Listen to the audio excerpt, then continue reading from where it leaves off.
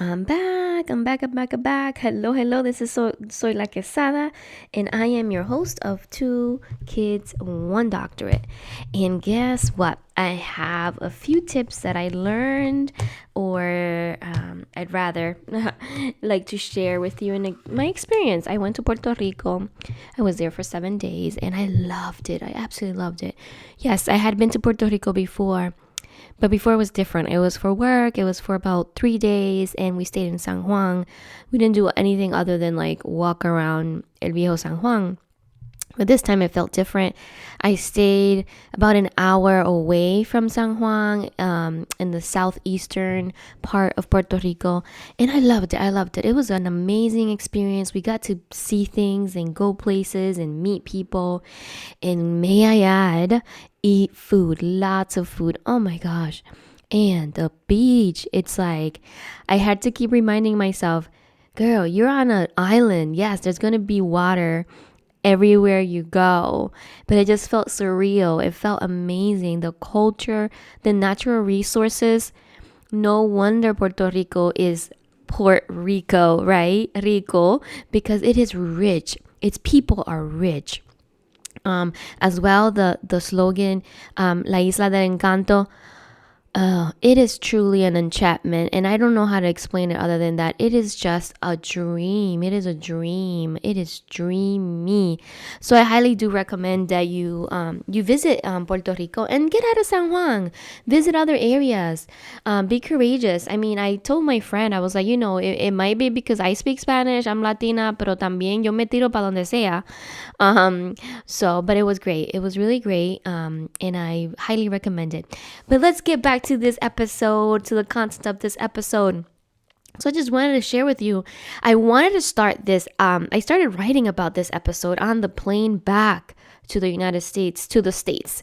And I was like, let's just stick with 5, make it a short episode. And I ended up with 12, right? So let's just talk about this. 12 things that I gained, and guess what? It is also episode 12. What? So that I gained from my trip to Puerto Rico. So 12 things I gained from my 12 to Puerto Rico, or 12 lessons that I learned, or 12 things that I want to share with you today. Okay. Number one. And if you're not following me yet, please go to my Instagram at DRZOILAQUEZADA. Again, that's at Dr. Soyla Quesada. That's on Instagram. Go follow me. And if you have a chance, a moment, also go to my website so you can see the services that I'm offering. And that is Dr. Soyla Quesada, DRZOILAQUEZADA.com. All right, let's get into it. So number 1 that I wanted to share with you is the human spirit can be shaken but not broken. This is an island that got really hard with Hurricane Maria. And my goodness, I went there, and unless they told me something had broken or something used to be there, but it's not there anymore, I would not have even noticed, because the vibe of the people, the land itself, the waters, it just feels like they, yes, they went through it, but man, have they stood up and made it work, and are way far from how it all began after Hurricane Maria. And to you, I say, your spirit can be shaken. Like, you can be going through a lot of things and your spirit can be shaken, but it can never be broken. You can be shaken and be like, oh my God, what was that? Or you might fall and have to think about ways in which you got to get up. But man, you will get up. Your spirit is not broken. Okay, it is not broken. All right, let's move on to number 2. We can rise when we do it together. As a community. It was amazing to be in communities in Puerto Rico, in which they work together, they live together, work together, and you could tell within how they talk about one another, how they are with each other, that they helped each other out, right? So remember that we can rise when we do it together. So think about current circumstances that you're going through right now. Think about how you can perhaps do that along with other people. Think about how you can also help others that perhaps have fallen and need you to help them get up. Number 3, you can be humble and rich.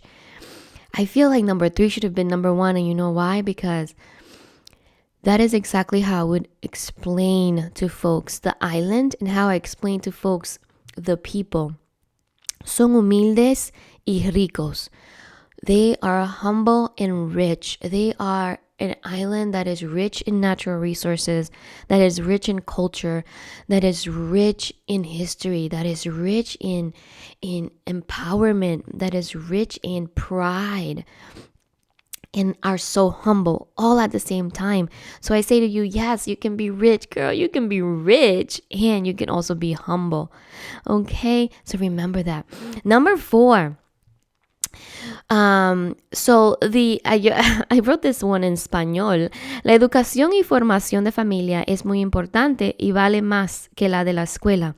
So this translates to the education and formation of family is much more important, and it's worth more than the education you get at school. And the reason why is that, you visit different countries, and if you're a tourist, you usually stick to your tourist areas. But when you get out of those tourist areas and you just are with the people, you really begin to understand and appreciate the fact that, like, yo, people know shit, okay? And la educación que te dan en familia y en tu comunidad es tan importante y tan valiosa. It is worth so much. Your education within your community and the formation of your family. La familia, oh my goodness. There's no stronger bond, no stronger love than making sure that you and your family are good, okay? That you and your family support one another, that your community is there for you. Number 5. Let me just tell you, and this is because I learned it. Because, my kids are 8 and 6, so I never expect them to say, like, Ma, thank you very much for taking me on that trip. That was amazing. Although that's not how they would sound. But yeah, your children, number 5 is your children appreciate your efforts. Even if they're not saying it, just know that they are experiencing something different. And they are appreciating your efforts. In conversations, it comes up like, like, I love this about Puerto Rico and I like this. And the other day, my youngest asked my oldest, like, what was your favorite part of Puerto Rico? And then the next day, my child was like, when are we going back to Puerto Rico? When are we planning our next trip? And so I say to you, your kids are appreciating everything you're doing, even if they're not speaking it or saying it to you. Let's move on to number 6. And let me tell you something. I think I miscounted. So I believe I do have 11 because I see here that I have 2 number 6s. So that's my bad. Number 6, there is nothing more satisfying than isolating yourself from city life. 100%. There is nothing more satisfying than isolating yourself from city life. City life is so busy. There are so many people. There's so many things happening. There's so many priorities. You get overwhelmed with all the options you have. So I say to you, try to isolate yourself from the city, whether you're doing it in your state and you don't have to leave your state or your country. Make sure you're isolating yourself. And I don't mean it in a negative way. I mean, like, take time to be with yourself, with your family, with your closest friends, and just give yourself a pause from the city. And I say that both where you live, but also where you visit. Okay? Yeah, so let me just take that back. This is the part number 6. It's just that I wrote it twice. So I do still have 12, okay? So the follow-up to that one was because aligning yourself with the earth is highly recommended. It is. Let me tell you, I had this like outer body experience. Every day I was like near water or in the water. It was an outer body experience. I highly recommend aligning yourself with the earth, aligning yourself with the water, aligning yourself with what is in front of you, so you're not so busy worrying about the next thing you have to do and rather really enjoying the moment. Okay, let's go on to number 7. Okay, number 7. Listen, as a first generation immigrant with a parent that has only worked and traveled very little outside of going to their current country of origin, I can tell you my mom has traveled a lot, perhaps even twice a year, to go to the Dominican Republic. but has not really explored outside of that. And so this opportunity was for me to also provide for her the opportunity to travel to another country, to travel outside of her normal just going to DR, right? And don't get me wrong, DR is beautiful and I can do a whole episode on DR too, but I wanted her to expand her horizon, to look outside of just going to DR because you have to, and rather start traveling, start doing things that will fulfill you in different ways so that you can learn new things and see new things. And let me tell you, as a first gen immigrant myself, child, but also for her as a parent, that's what most of us know how to do, right? I would say in her experience, most of what she had to do, wanted to do, was just stay connected to her island, and not really have had a chance to think outside of doing that 1-2 way travel to the island and back. So yeah, just know that for number 7, it was more so too, like the ways in which I felt while watching her experiencing it. Like, wow, we take for granted, we really don't talk enough, us as first gen student people, we don't and immigrants, we don't really talk enough about the things that we don't do, the things that we don't have access to. But that's a whole new episode. Okay, all right, let's go to number 8 so that I don't make this too long. You can afford the trip. You are abundantly blessed. You can make it work if you make a plan. And this is true. You know, I got 2 kids with no financial help from dad. And let me just tell you, I was like, man, can I make this trip? Especially how flights are right now. It's no joke.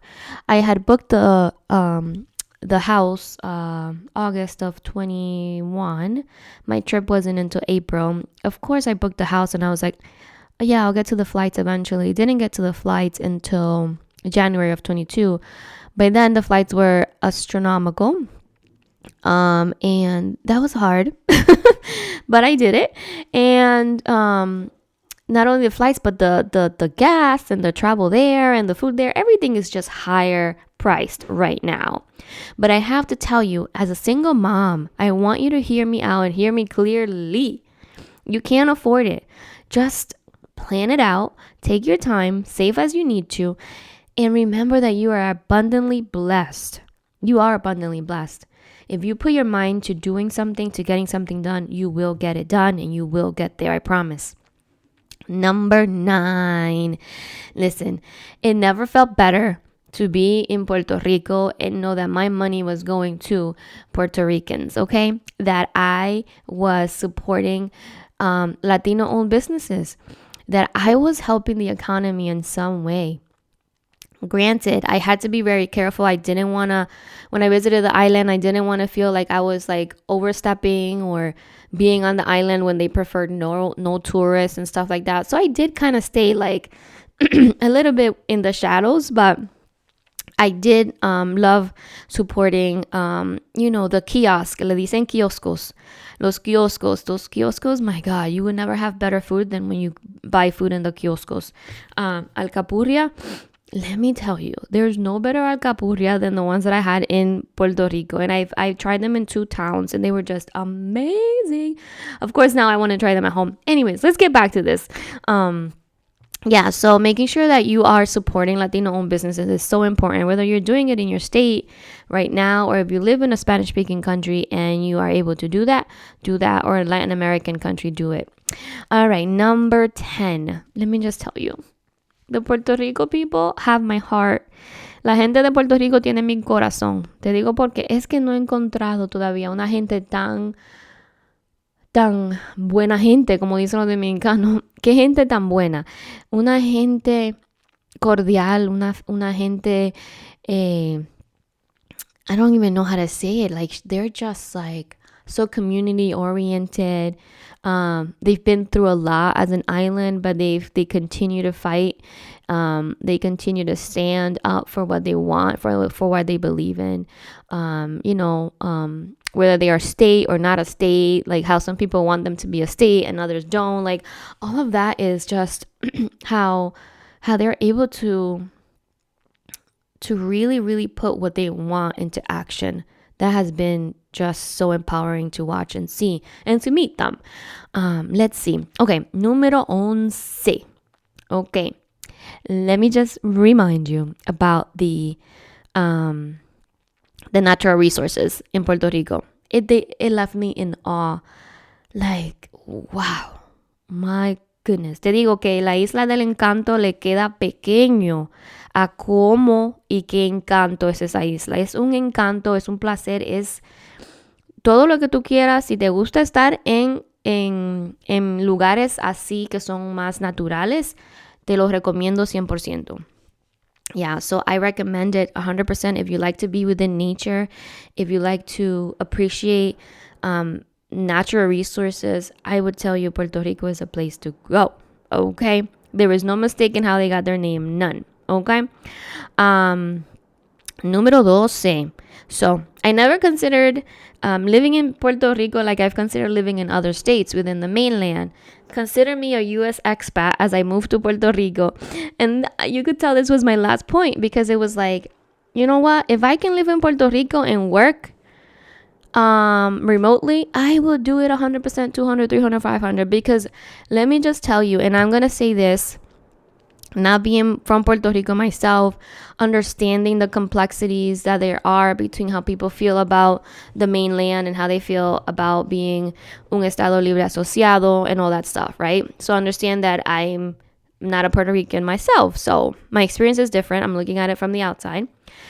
I also appreciate it from Puerto Rico que se paga con dólares, tú ganas en dólares. A lot of our systems are there, obvio. Entonces, it didn't feel like I was so detached from the mainland states. Like, it didn't feel like I was detached. And when I say mainland, just for you, all of those that don't know, cuando los Estados Unidos hablan de Puerto Rico, por ejemplo, siempre dicen que los estados aquí en Norteamérica son the mainland. Just so you know, understand why I'm saying mainland. It's called mainland, like we the mainland, but we ain't. Puerto Rico's the shit, okay? All right, let's get back to this.